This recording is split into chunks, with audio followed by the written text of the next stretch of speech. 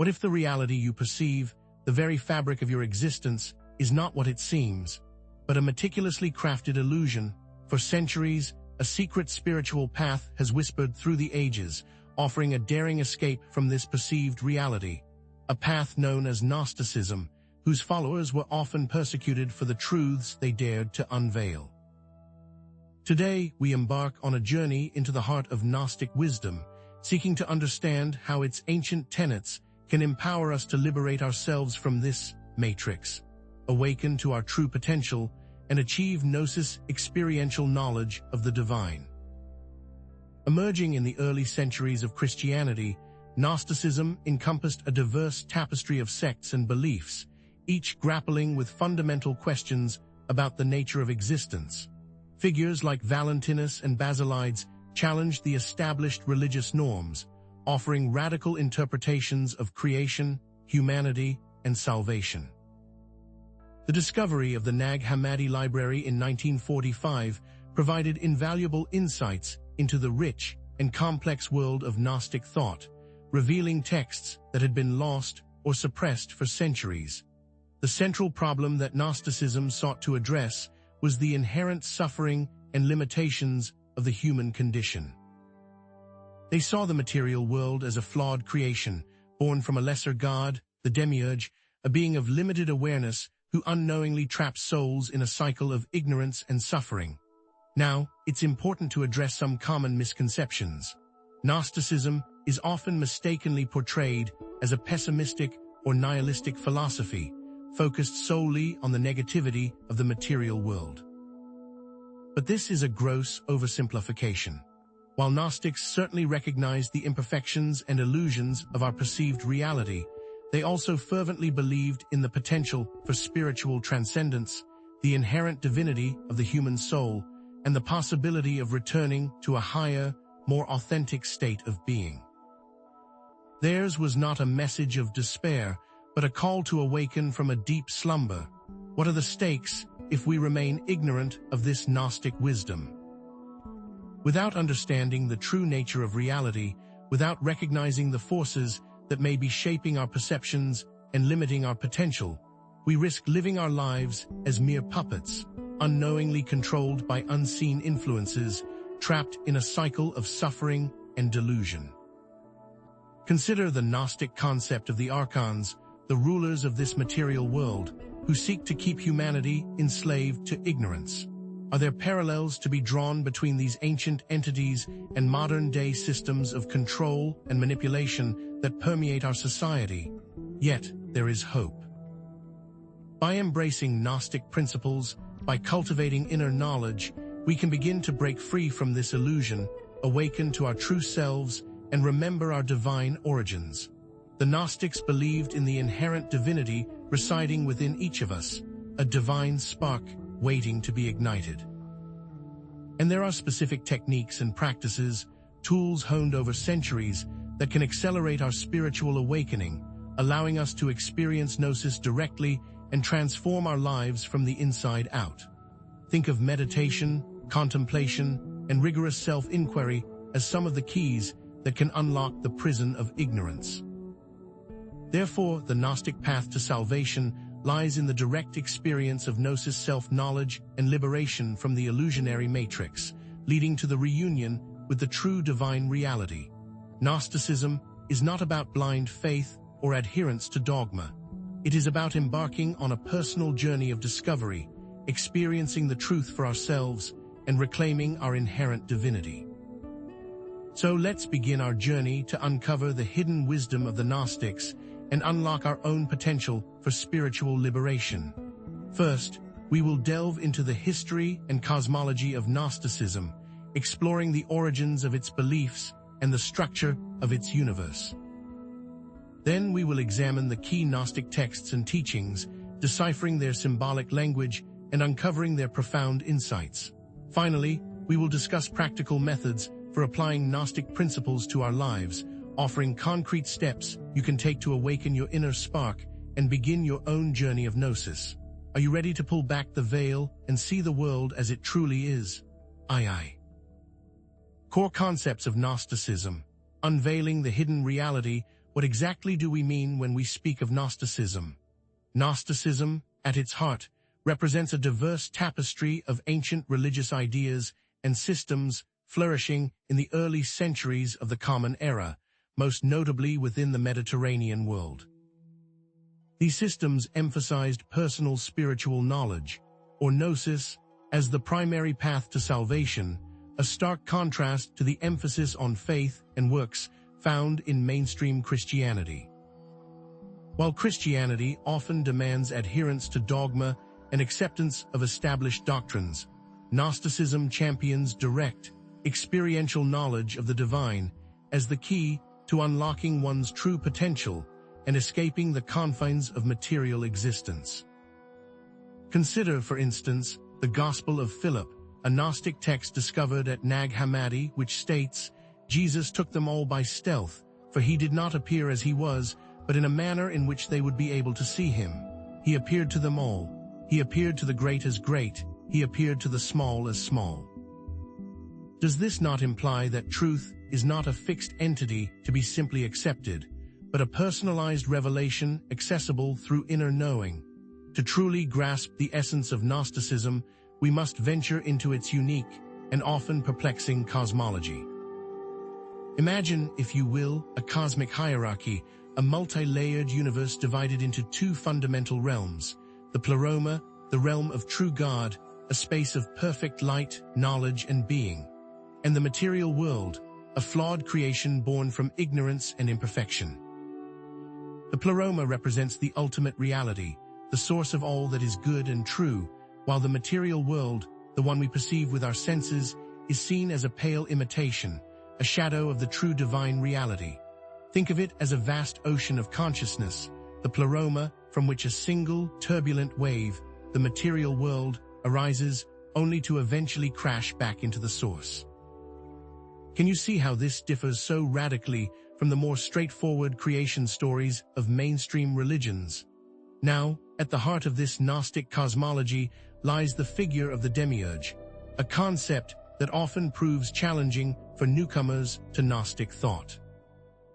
The demiurge is the flawed creator god responsible for the material world and its inherent suffering, a being often depicted as arrogant, ignorant, and even malevolent. But beware of simplistic interpretations. The demiurge is not necessarily an evil entity in the traditional sense, but rather a limited and unenlightened being who, in his ignorance, believes himself to be the supreme god. He is the architect of our prison, yes, but perhaps also a prisoner himself. The true god of the pleroma, in stark contrast, is a being of pure light and love, unknowable and transcendent, far beyond the grasp of the demiurge's limited understanding. Just as a painter may create a beautiful but ultimately imperfect portrait, so too does the demiurge fashion the material world, a creation inherently flawed and subject to decay. But what led to the demiurge's rise to power?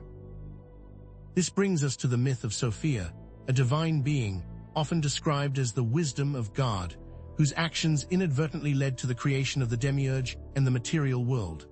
In a moment of passionate creativity, or perhaps a tragic fall from grace, Sophia emanated from the pleroma, giving rise to an imperfect creation, a cosmic abortion, which ultimately birthed the demiurge. Sophia's fall represents the descent of consciousness into matter, the origin of suffering, and the separation of humanity from its divine source. Picture a radiant star falling from the heavens, its light scattering across the darkness, creating a myriad of imperfect reflections. Is it not a powerful metaphor for the human condition, our inherent longing for a return to wholeness? Within this grand cosmic drama, what then is the nature of humanity? According to the Gnostics, humans are believed to possess a divine spark, or pneuma, a fragment of the true God trapped within the material body, a prison constructed by the demiurge. This divine spark represents our true selves, our inherent potential for spiritual awakening and liberation. However, this spark is often dormant, obscured by ignorance, attachment to the material world, and the machinations of the archons, the demiurge's demonic henchmen who seek to keep humanity enslaved. Think of it as a flickering candle flame struggling to burn brightly in a dark and windy cave. Is it not our task to shield that flame, to nurture it, and to allow it to illuminate our path back to the light? To recap, the core of Gnostic thought consists of these interlocking concepts: the duality between spirit and matter, the flawed nature of the material world, the ignorant demiurge, the fallen Sophia, and the divine spark within humanity. Gnosticism offers a compelling narrative, a path to escape the cycle of reincarnation, to transcend the limitations of our material existence, and to return to the pleroma, the realm of true God. But how do we know this? Where did these ideas originate? As we proceed further, remember that, according to Gnostic thought, the true nature of reality is not readily apparent, but requires a journey of inner exploration and the acquisition of gnosis. Gnostic texts and teachings, illuminating the path to liberation. How is this gnosis attained? Our primary source for understanding Gnostic teachings lies in the Nag Hammadi Library, a collection of 13 ancient codices discovered in 1945 near the town of Nag Hammadi in Upper Egypt.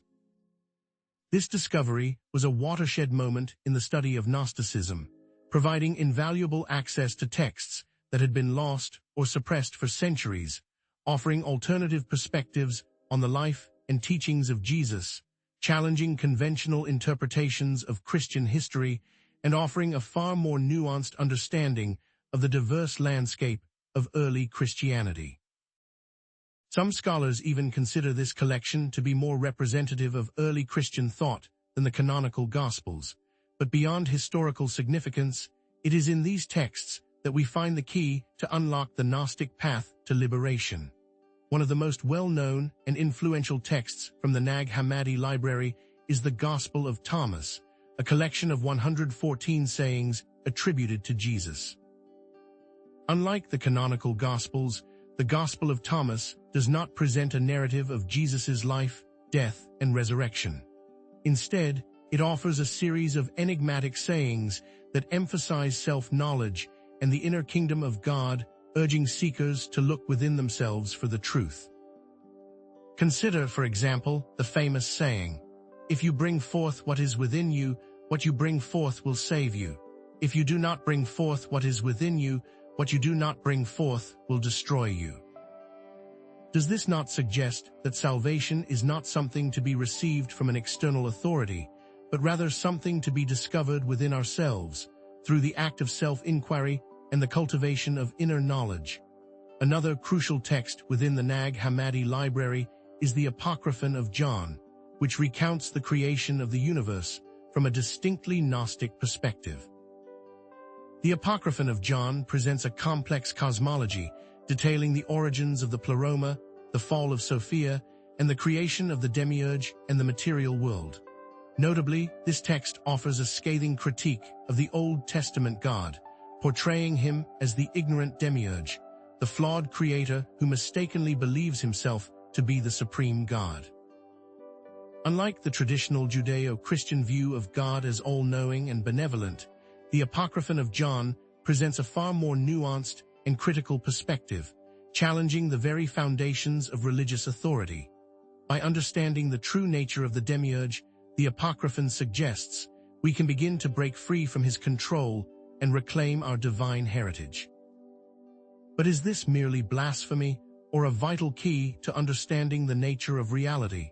From these texts emerges a unique understanding of soteriology, the Gnostic doctrine of salvation.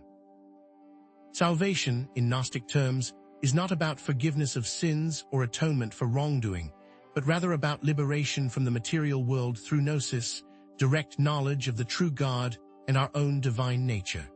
It is about awakening from the slumber of ignorance, recognizing the illusion of the material world, and returning to the pleroma, the realm of true being. This stands in stark contrast to the Christian concept of salvation through faith and atonement, which emphasizes the role of Jesus as a sacrificial savior who redeems humanity from its sins. Imagine two paths diverging in a forest, one leading to a distant temple, where salvation is offered through ritual and adherence to dogma, the other leading inward, to the depths of one's own soul, where gnosis awaits. Which path will you choose? These radically different views are reflected in Gnostic interpretations of key biblical figures and events. While mainstream Christianity views Jesus as the incarnate Son of God, who came to earth to atone for the sins of humanity through his death and resurrection, Gnostics often saw Jesus as a revealer of secret knowledge, a spiritual guide who came to awaken humanity from its slumber and lead them back to the pleroma. Mary Magdalene, often marginalized in mainstream Christian tradition, is elevated in Gnostic texts as a key disciple of Jesus, possessing a deeper understanding of his teachings than even the male apostles. Judas, often vilified as the betrayer of Jesus, is sometimes portrayed in Gnostic texts as a hero, acting in accordance with Jesus's wishes to facilitate his spiritual mission. Are these simply heretical distortions of the true gospel, or do they offer a glimpse into a more profound and liberating understanding of spirituality? To summarize, the Gnostic texts present a powerful challenge to conventional religious beliefs, emphasizing the importance of self-knowledge, questioning authority, and rejecting the illusion of the material world. Gnosticism is not simply a set of abstract philosophical concepts. It is a call to action, urging us to awaken from our slumber, to break free from the chains of ignorance, and to reclaim our divine heritage. But how can we apply these ancient teachings to our modern lives? Can Gnostic wisdom truly help us navigate the complexities and deceptions of the contemporary world? This is a critical question, especially in a world that increasingly resembles the very matrix the Gnostics sought to escape. IV. Gnosticism and modern relevance. Awakening from the contemporary matrix. Consider, if you will, the parallels between Gnostic cosmology and modern simulation theory, the idea that our reality might be a computer simulation created by an unknown programmer. Just as the Gnostics believed that the material world is a flawed creation of the demiurge, so too does simulation theory suggest that our reality might be an artificial construct, subject to manipulation and control by unseen forces. Are we living in a sophisticated video game, unknowingly controlled by an external intelligence? The Gnostic concept of the demiurge as a flawed creator resonates with the idea of a fallible programmer, capable of creating a complex but ultimately imperfect simulation. And if our reality is indeed a simulation, then the Gnostic path of self-knowledge becomes even more crucial, providing us with the tools to understand the rules of the game and potentially even break free from its constraints. Furthermore, the Gnostic concept of the divine spark finds a compelling echo in Jungian psychology, particularly in Jung's ideas about the self and the process of individuation. Jung believed that each individual possesses a unique and inherent potential for psychological wholeness, a self that is often obscured by the ego, the conscious mind that identifies with the material world and societal expectations. This aligns with the Gnostic view of the ego as a false self, a construct of the demiurge designed to keep us trapped in ignorance. Jung's concept of the shadow, the unconscious aspect of the personality that contains repressed desires and emotions, also resonates with the Gnostic view of the archons, the forces that seek to keep us enslaved to our baser instincts. By integrating our shadow, by confronting our fears and insecurities, we can begin to dismantle the false self and awaken to our true potential, much like the Gnostic seeker striving to ignite their divine spark. In practical terms, how do we do this? Gnostic practices like meditation, self-inquiry, and questioning authority can be powerful tools for cultivating self-awareness and challenging societal norms. Meditation allows us to quiet the incessant chatter of the mind, to access deeper levels of consciousness, and to connect with our inner divine spark.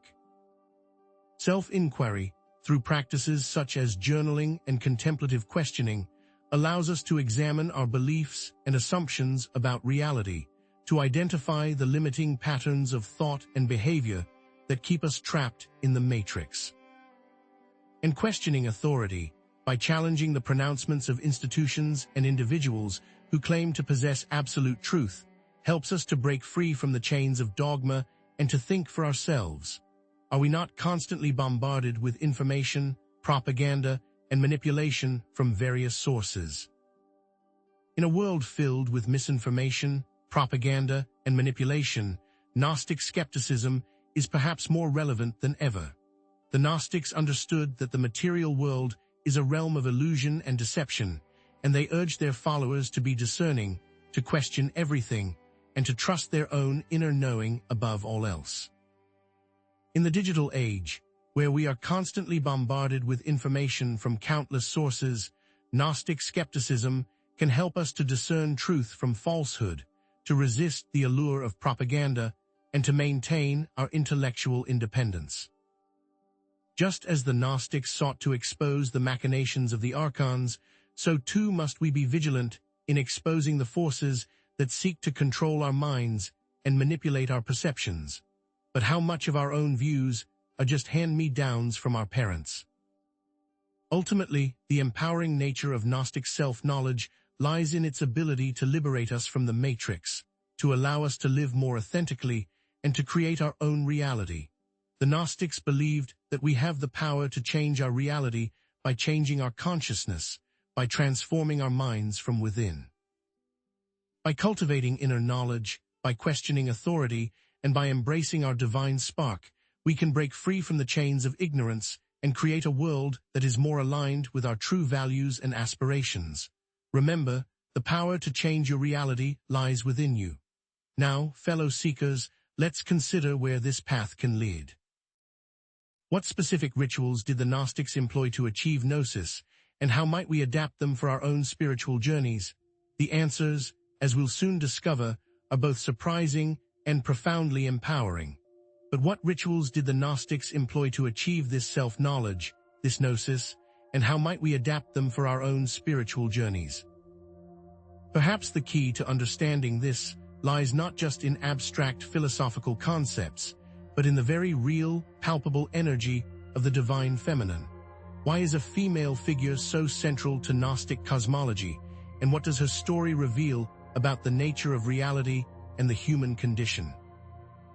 Consider that many patriarchal religious views often minimize or even demonize the role of women in creation and spiritual practice. Why does Gnosticism elevate a female figure to such prominence? Sophia, meaning wisdom in Greek, is indeed a pivotal figure in Gnostic mythology, representing the divine feminine principle and, arguably, the very source of creation itself, at least as far as the material cosmos is concerned. Yet her story is not one of simple, untarnished divinity. Different Gnostic texts offer varied interpretations of Sophia, some portraying her as a powerful and benevolent force, while others emphasize her role in the cosmic fall. In this section, we will explore the myth of Sophia, her fall from grace, and her role in the creation of the material world, revealing the profound implications for our understanding of ourselves and the universe.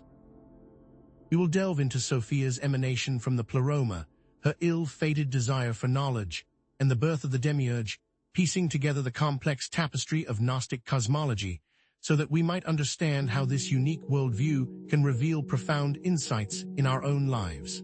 To fully appreciate Sophia's role, we must first understand her place within the Gnostic framework. Sophia is not simply a goddess in the traditional sense.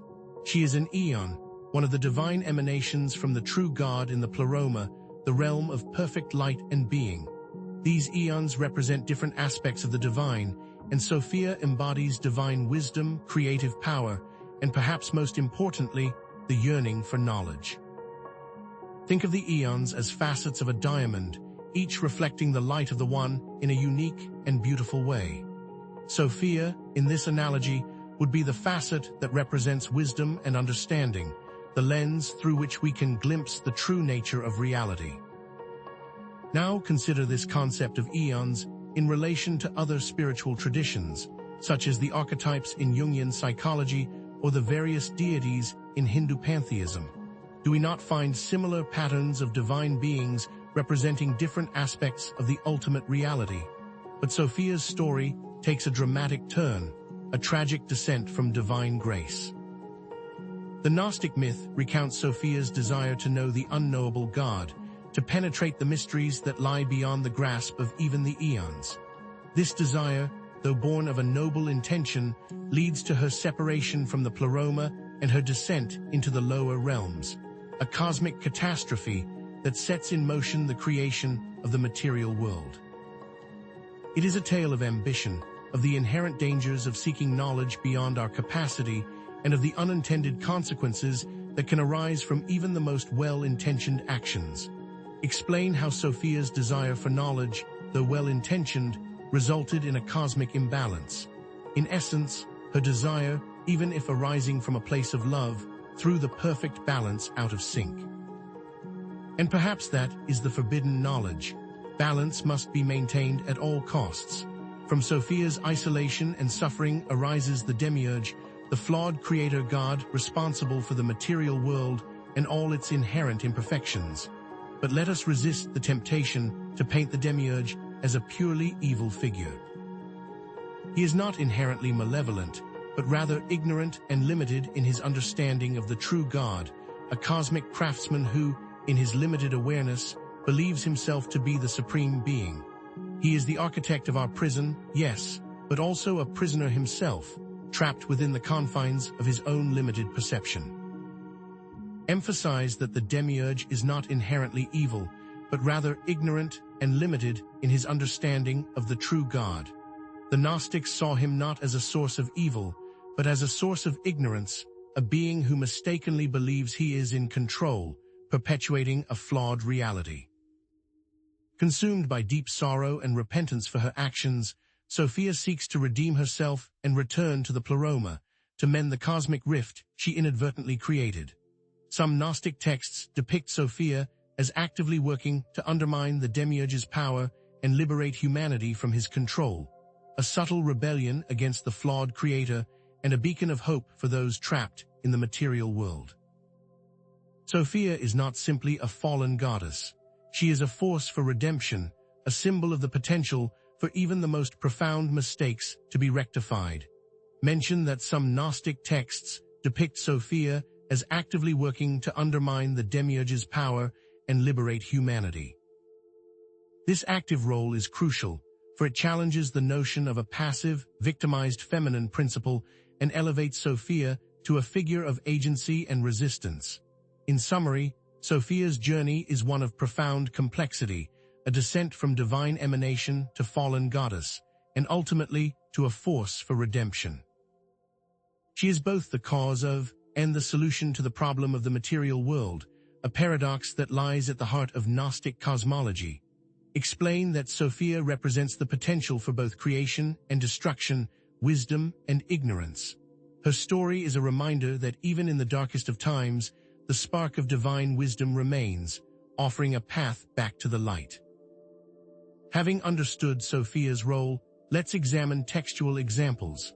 We should remember that it is in written form that their views and understanding were passed on, and how they sought to understand life. The Apocryphon of John, a central text from the Nag Hammadi library, offers a detailed account of Sophia's story and her role in the creation of the cosmos, a primary source for understanding the intricacies of Gnostic cosmology. Within its pages, we find a rich tapestry of myth and symbolism, revealing Sophia as a powerful and complex figure who both creates and regrets the creation of the material world, a testament to the paradoxical nature of existence itself. As we delve into this text, let us be mindful of the historical context in which it was written, a time of profound religious and philosophical ferment, when competing worldviews clashed and the search for spiritual truth was a matter of life and death. The text portrays Sophia as a powerful and complex figure who both creates and regrets the creation of the material world. For instance, the Apocryphon of John describes Sophia's grief and isolation after her emanation, her tears giving rise to the waters of the material realm, a poignant image of the suffering inherent in creation. Quote specific passages from the Apocryphon of John that describe Sophia's emotions and actions. And Sophia, being an aeon, emanated a thought from herself, and the likeness of that thought appeared in the form of an aeon. And she wished that, without the consent of the spirit, she produced this thing. And because of the power which she had in herself, her thought did not remain idle, and there came out of her an imperfect thing.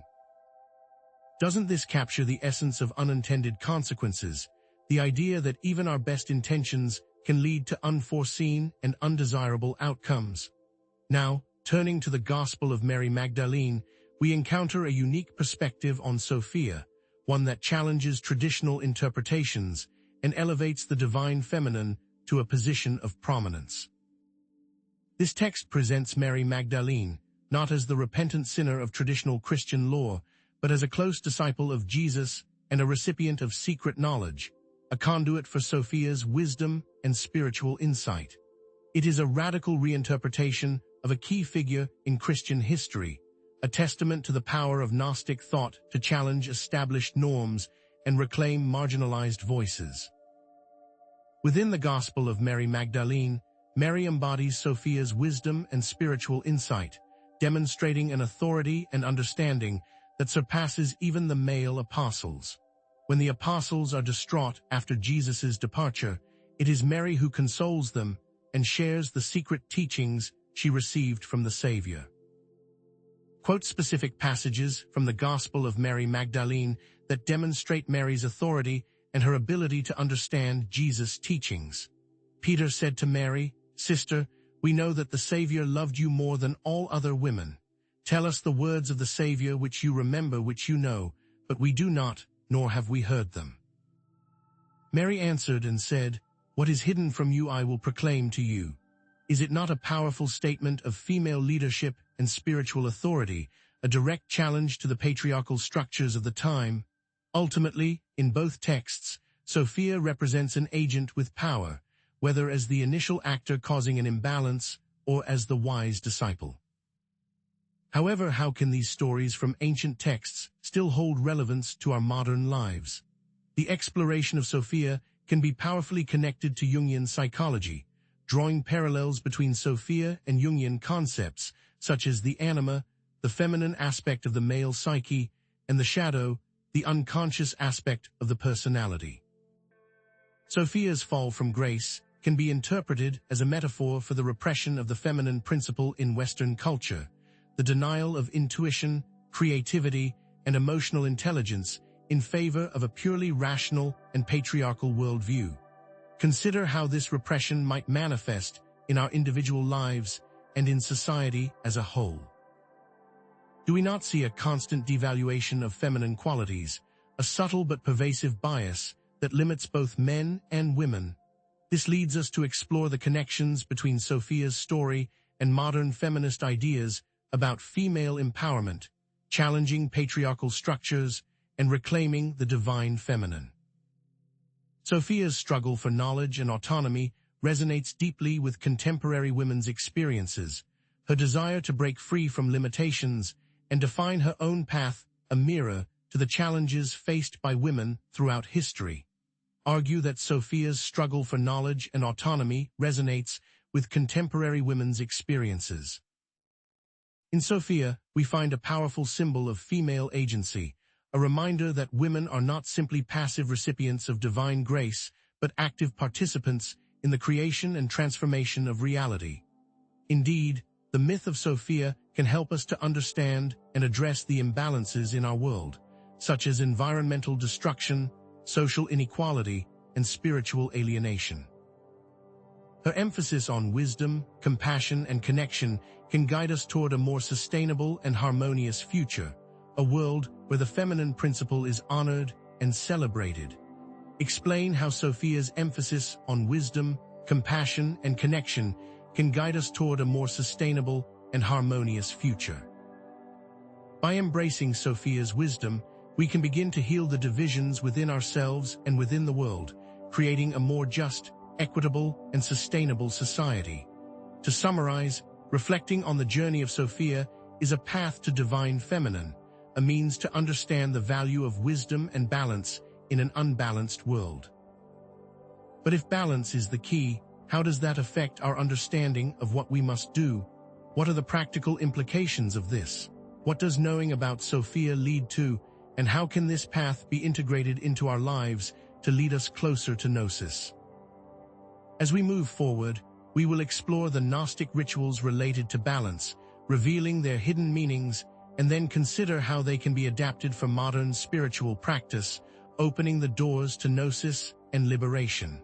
But if balance is the key, how does that affect our understanding of what we must do? This leads us to explore the concept of praxis in Gnosticism, moving beyond mere intellectual understanding to the importance of practical methods for achieving Gnosis, personal transformation, and activating what Gnostics called the divine spark within each of us. While Gnosticism is sometimes criticized as being overly philosophical and abstract, the truth is that it also includes a rich array of practical techniques designed to facilitate direct spiritual experience. So, what are these practices, and how can we integrate them into our modern lives? One of the most fundamental Gnostic practices is meditation. Although Gnostic meditation techniques differ significantly from other forms of meditation that you might be familiar with. While many meditation practices focus on emptying the mind or cultivating mindfulness, Gnostic meditation often emphasizes inner illumination, the deliberate cultivation of inner light and awareness. Imagine, if you will, sitting in a darkened room and gradually kindling a small flame within your heart, allowing it to grow and expand until it fills your entire being with its radiant warmth. This is akin to the Gnostic practice of visualizing the divine light within, a technique designed to awaken the dormant spiritual potential within each of us. But does this inner light exist? Is this spark divine? As we delve deeper into Gnostic practices, we'll uncover how these spiritual methods can empower personal transformation. Beyond meditation, self-inquiry plays a crucial role in the Gnostic path to self-liberation, with self-inquiry serving as a crucial practice for uncovering the true self and dismantling the false ego. Think of it as a spiritual archaeology, a systematic excavation of the hidden layers of your being, unearthing the limiting beliefs, unconscious patterns, and false identities that obscure your true nature. The Gnostics believed that true self-knowledge is the key to liberation, that by understanding who we are, what drives us, and what limits us, we can break free from the chains of illusion and reclaim our spiritual sovereignty. But how does one embark on such a journey of self-discovery? What questions must we ask ourselves to unearth the hidden truths that lie within? Consider these questions for your own practice of self-inquiry. Who am I beyond my name, my roles, my accomplishments, and my failures? What are my limiting beliefs about myself, about others, and about the world? What is my purpose in this life, and how can I align myself with it? Moreover, another key practice involves the contemplation of sacred texts, but this must be undertaken carefully. Gnostic texts, rich in symbolism and metaphor, can reveal hidden meanings and unlock profound spiritual insights, but only if approached with an open mind and a discerning heart. Think of it as reading between the lines, not simply accepting the literal meaning of the words on the page, but seeking the deeper, symbolic truths they convey. Much like the practice of Lectio Divina, where sacred texts are slowly read to invite divine inspiration, contemplation of Gnostic texts opens the doors to personal transformation. But here's the key: Gnostic texts are not meant to be taken as dogma, as unquestionable truths to be blindly accepted.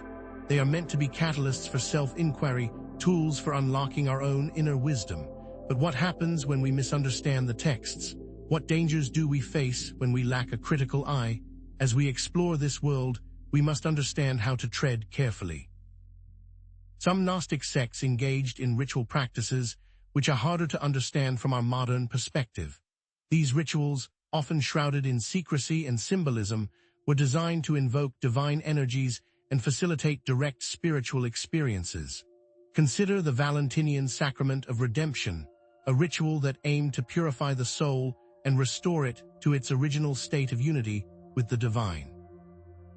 This sacrament, like many Gnostic rituals, involved symbolic actions, chanted words, and the use of sacred objects, all intended to create a transformative experience for the participants.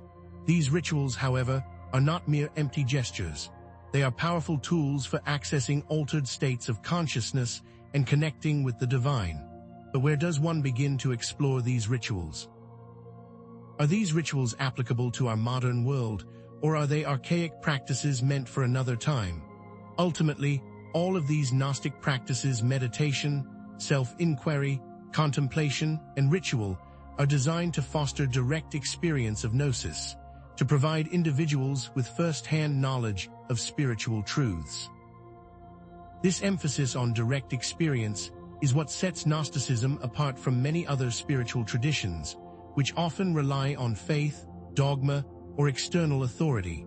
The power of Gnostic practices lies in their ability to empower individuals to verify spiritual truths for themselves, to become their own spiritual authorities.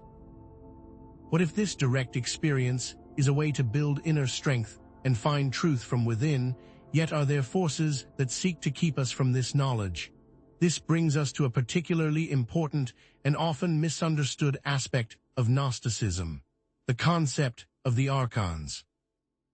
The Gnostics believed that the material world is ruled by cosmic entities known as the archons, who seek to keep humanity trapped in ignorance and prevent them from attaining gnosis. But here's what most people miss. The shocking truth is that the archons are not merely abstract concepts or mythological figures. They are very real forces that operate within our world, subtly influencing our thoughts, emotions, and behaviors. Think of them as cosmic puppet masters, pulling the strings of human consciousness, manipulating us into serving their own hidden agendas. But who are these archons, and how do they exert their control over humanity? The Gnostics described the archons as a hierarchy of beings, each with its own specific role in maintaining control over humanity. Some archons are responsible for creating physical suffering, inflicting disease, poverty, and violence upon the world. Others manipulate human consciousness through deception, propaganda, and the promotion of materialism, creating a false reality that keeps us from recognizing our true potential. Still others work to suppress spiritual knowledge, persecuting those who seek to awaken and spread the truth. The Gnostics even gave names to these entities, such as Yaldabaoth, the chief archon, and his various demonic cohorts. The hierarchy of archons is organized to keep humanity in a specific state of ignorance and servitude. But how are these forces influencing humanity today? How do they use such methods of control? The archons employ a variety of methods to keep humanity enslaved, including manipulating the ego, promoting materialism, and suppressing spiritual knowledge. They feed our egos with false praise and empty promises, encouraging us to identify with our external achievements, possessions, and social status, rather than with our true spiritual nature. They bombard us with messages that promote materialism, convincing us that happiness can be found in acquiring more and more things, distracting us from the real sources of joy and fulfillment. And they suppress spiritual knowledge, distorting the truth, persecuting those who seek to awaken, and creating a culture of fear and conformity. How do these methods manifest in modern society? What are the telltale signs of archontic control in our daily lives? Consider, for example, the pervasive influence of media manipulation, the constant stream of propaganda, misinformation, and sensationalism that distorts our perceptions of reality and keeps us divided and distracted. Or consider the insidious nature of economic inequality, the way in which the vast majority of wealth is concentrated in the hands of a tiny elite, creating a system of exploitation and oppression that keeps millions of people trapped in poverty. The archons are not simply external forces. They are also internal ones, influencing our thoughts, emotions, and behaviors, manipulating us from within. But how do we break free from this insidious influence? What strategies can we employ to overcome the archons and reclaim our spiritual freedom? Overcoming archontic influence requires cultivating self-awareness, practicing critical thinking, and connecting with one's inner divinity. By becoming more aware of our thoughts, emotions, and behaviors, we can begin to identify the patterns of manipulation that the archons use to control us. By practicing critical thinking, questioning authority, and challenging societal norms, we can break free from the false reality that the archons have created. And by connecting with our inner divinity, cultivating our spiritual potential, and embracing our true nature, we can reclaim our spiritual freedom and live authentically in a world that is often hostile to truth and wisdom. We must question everything and challenge authority. But what about those who are unwilling to question? Can they be saved? Ultimately, Gnosis is the key to overcoming the archons, for it allows individuals to see through their deceptions and reclaim their spiritual freedom. By cultivating self-knowledge, we can create a more authentic and meaningful life, free from the manipulations and control of external forces. Gnosis offers a path to see through the illusion and find our way back to the divine. And what will this liberated world look like? Can Gnostic wisdom help us build a more just and compassionate world? Indeed, living an authentic life in a flawed world requires aligning with our true selves, a commitment to living in accordance with our deepest values and principles, rather than conforming to societal expectations or seeking external validation. This is a constant process of self-discovery and self-creation, a journey of becoming who we were always meant to be. But how does one navigate such a path, especially in a world that often seems designed to lead us astray? Cultivating self-awareness in daily life is the first step, and practices like mindfulness, meditation, and journaling can help us become more aware of our thoughts, emotions, and behaviors, fostering the practice of Gnosis. Mindfulness allows us to observe our thoughts and feelings without judgment, creating space between ourselves and our reactions, and helping us to identify the patterns of manipulation that the archons use to control us. Meditation allows us to quiet the mind, connect with our inner selves, and access deeper levels of awareness.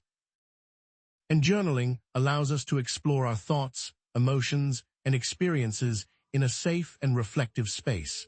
These practices can be easily integrated into a daily routine, but how can we put these practices into action? Questioning authority and societal norms is another crucial aspect of living authentically. We must challenge conventional wisdom, thinking critically about the information we receive and refusing to blindly accept what we are told. Do your research. Consider different perspectives on important issues. Form your own opinions based on evidence and reason rather than simply following the crowd. Remember, the archons thrive on our conformity, on our willingness to accept the status quo without questioning it. Ethical choices based on Gnostic values can guide our decision-making, choosing compassion, empathy, and respect for all beings, a commitment to living in harmony with the natural world.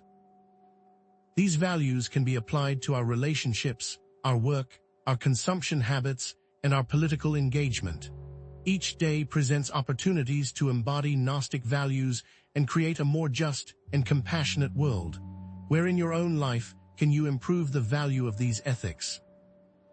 Finally, building meaningful relationships based on honesty, vulnerability, and mutual support can help us find greater connection. This stands in stark contrast to superficiality. Meaningful relationships provide us with a sense of belonging, purpose, and connection, helping us to feel less alone in our struggle against the archons.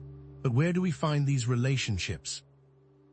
Ultimately, Gnostic self-knowledge is a powerful tool for personal transformation and creating a more just and compassionate world. By embracing the wisdom of the Gnostics, we can break free from the matrix and live more authentically, creating a world that reflects our deepest values and highest aspirations. But we're just scratching the surface. What will be the result of this authenticity? As we continue, we'll reveal how this path to Gnosis is a means to find light and break free of the chains that bind us. How can we translate these abstract Gnostic principles we've been discussing into concrete practices that lead to genuine self-transformation and liberation from the matrix? Many consider Gnosticism to be purely intellectual, a system of thought best suited for dusty libraries and esoteric debates. But here's what most people miss. Gnosticism is not just a theory. It's a path, a living tradition that demands experiential practice to unlock its transformative potential. In this section, we will delve into specific Gnostic practices, providing detailed techniques and practical applications that empower you to activate your divine spark, recognize the archons and Sophia within, and ultimately live more authentically. We'll explore the world of meditation, self-inquiry, dreamwork, and even symbolic ritual practices. But can these practices, developed in ancient times, still hold value and meaning for us today? Gnostic meditation, unlike other forms you might be familiar with, isn't about simply emptying the mind or achieving relaxation, although those can certainly be side effects. Instead, Gnostic meditation is geared towards achieving a direct experience of gnosis, a personal encounter with the divine reality that lies beyond the veil of illusion. Therefore, it is most useful to be in a state of heightened awareness. Think of it as less of a passive emptying and more of an active tuning, adjusting your inner antenna to receive the signals of the divine. Consider, for example, the practice of watching the watcher, a technique that involves turning your awareness back upon itself, observing your thoughts and emotions without judgment or identification. How is this accomplished? To practice watching the watcher, find a quiet space where you can sit comfortably without distractions. Close your eyes and bring your attention to your breath, noticing the rise and fall of your chest or the gentle sensation of air passing through your nostrils. As thoughts and emotions arise, simply observe them as if they were clouds passing across the sky, without getting caught up in their stories or identifying with them. Imagine yourself as the vast, open sky and your thoughts and emotions as temporary weather patterns. The key is detachment, non-reactivity, simply witnessing the flow of your inner experience without getting swept away. With regular practice, you may begin to notice a space between your thoughts, a stillness that allows you to connect with your true self. But how can we deepen this connection even further? Another powerful Gnostic meditation technique involves engaging in an inner dialogue, consciously conversing with different aspects of your being. This is not mere self-talk. It's a deliberate attempt to make conscious the unconscious, to bring the hidden voices of your psyche into the light of awareness. Consider, for example, posing specific prompts to yourself during meditation, such as, "What are my deepest fears?" or "What is my true purpose?" Listen carefully to the answers that arise, not judging or censoring them, but simply acknowledging their presence. You might be surprised by what you discover lurking beneath the surface of your conscious mind. But can we truly trust these inner voices? Visualization of divine light offers another powerful avenue for Gnostic meditation. Imagine a radiant light within your heart center, a spark of pure, divine energy waiting to be ignited. This light, the Gnostics believed, is the essence of your true self, your connection to the pleroma, the realm of ultimate reality. By focusing on this light, by cultivating its warmth and purity within your being, you can activate your dormant spiritual potential and begin to experience the divine directly. To do this, find a comfortable position, close your eyes, and focus your attention on your heart center. Visualize a brilliant, golden light emanating from within, filling your entire being with its warmth and radiance. Feel its transformative power, its ability to heal, to purify, and to awaken you to your true nature. Hold this image in your mind for as long as you can, allowing yourself to be bathed in its divine presence.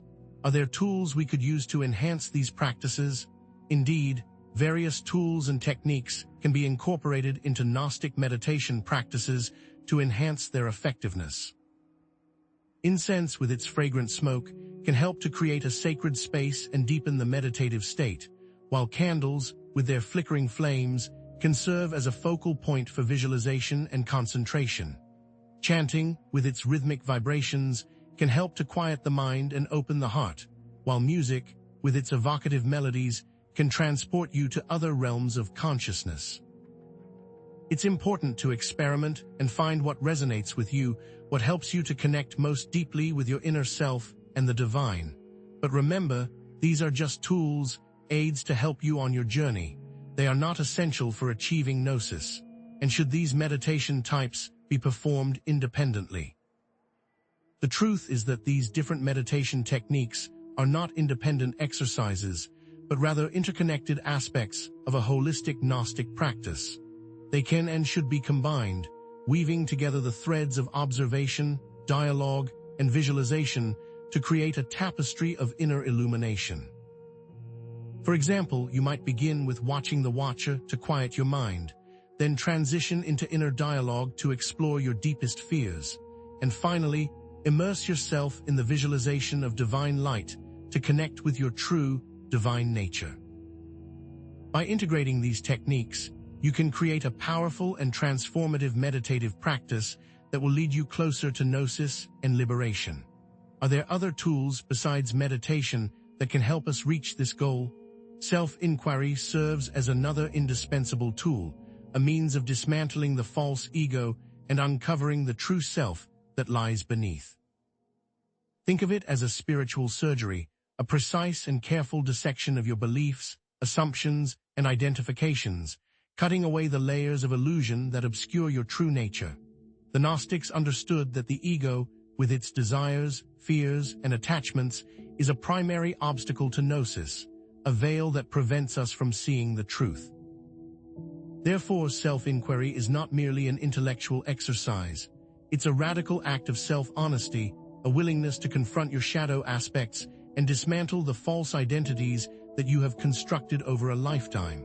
It can be a difficult process. Confronting our shadow aspects is never easy, but it is essential for spiritual growth.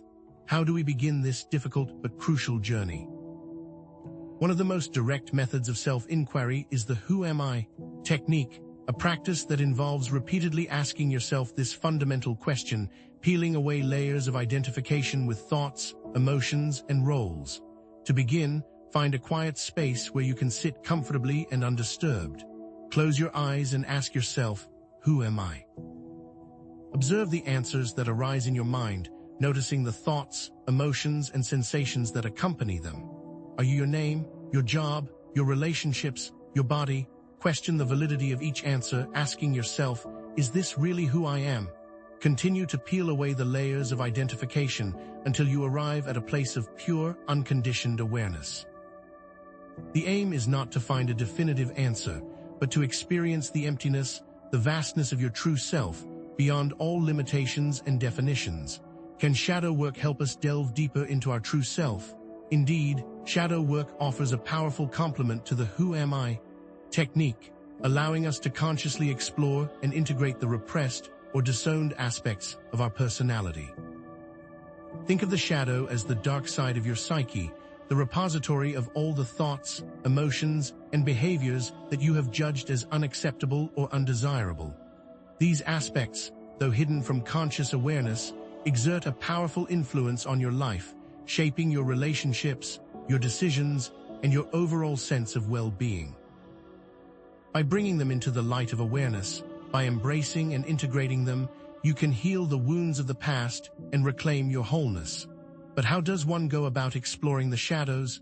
To begin shadow work, create a safe and supportive space where you can explore your inner darkness without judgment or fear. Identify your shadow traits, the qualities that you dislike or disapprove of in others, as these often reflect aspects of yourself that you have disowned. Explore the origins of these traits, tracing them back to childhood experiences, societal conditioning, or past traumas. Find ways to express these traits in healthy and constructive ways, channeling your anger into creative pursuits, or embracing your vulnerability in authentic relationships. But this still leaves questions unanswered. How does this work in practice? Questioning limiting beliefs allows us to challenge the very foundations of our perceived reality. Techniques to identify and challenge those limiting beliefs about oneself, the world, and the nature of reality are invaluable. A simple, yet effective, exercise involves writing down a list of your most deeply held beliefs about yourself, about others, and about the world. Then, for each belief, ask yourself, is this really true? Challenge the evidence that supports the belief, seeking out alternative interpretations and perspectives. Reframe the negative beliefs into positive affirmations, statements that reflect your desired reality. Repeat these affirmations daily, allowing them to sink into your subconscious mind, reshaping your thoughts, emotions, and behaviors. What are the overall benefits of self-inquiry? Ultimately, self-inquiry is an essential process for uncovering our true divine nature, the spark of gnosis that lies dormant within each of us. Only in finding our divine nature may we truly find gnosis. Self-inquiry is the tool that will cut away what is not, so that what is may shine through, unburdened by falsehoods. But what else might be used to unburden us? Dreams can offer valuable insights into the unconscious mind and the hidden dimensions of reality, serving as a gateway to deeper understanding and self-discovery. Think of dreams as a symbolic language, a coded message from your unconscious, offering guidance, warnings, and revelations about your life. By learning to interpret this language, you can unlock the secrets of your inner world and gain access to a wealth of wisdom and knowledge.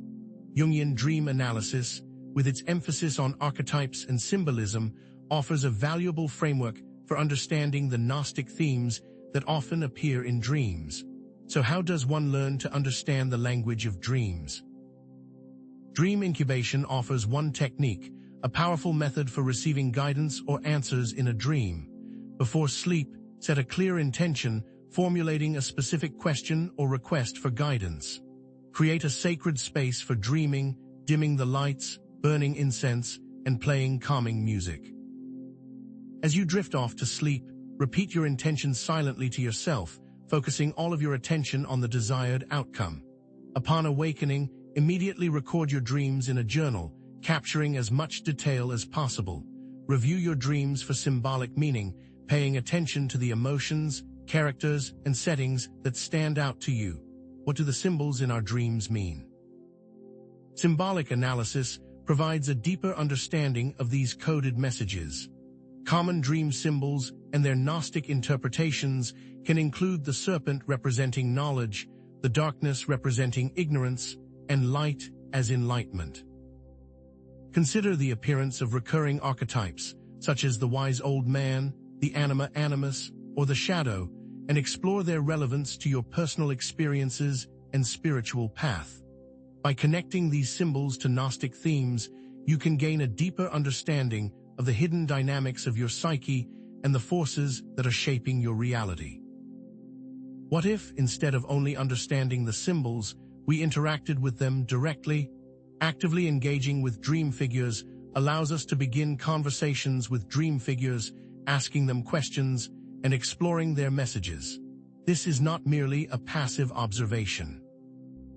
It's an active participation in the unfolding narrative of your dream, a willingness to engage with the characters and symbols that populate your inner landscape. You could even attempt to alter the course of your dreams, consciously changing the setting, the characters, or the plot to explore different possibilities and outcomes. Approach these figures with empathy and curiosity, recognizing that they represent different aspects of yourself, different facets of your being. In this way, dreamwork and symbolic interpretation are powerful tools for uncovering hidden truths and expanding consciousness. And so, it becomes clear that dreamwork and symbolic interpretation are powerful tools for uncovering hidden truths and expanding consciousness, gateways to deeper understanding. But are dreams the only gateway that we have access to? Do Gnostic rituals unlock other secret doors? Gnostic ritual practices provide methods for channeling divine energies, but it's crucial to approach them with respect, discernment, and a clear understanding of their symbolic meaning. One must warn against blindly imitating rituals without understanding their underlying principles or potential effects. Think of ritual as a powerful force, like electricity. If handled carelessly, it can be dangerous, but if used wisely, it can illuminate and transform. Gnostic rituals aim to invoke divine energies, create sacred space, and facilitate transformative experiences.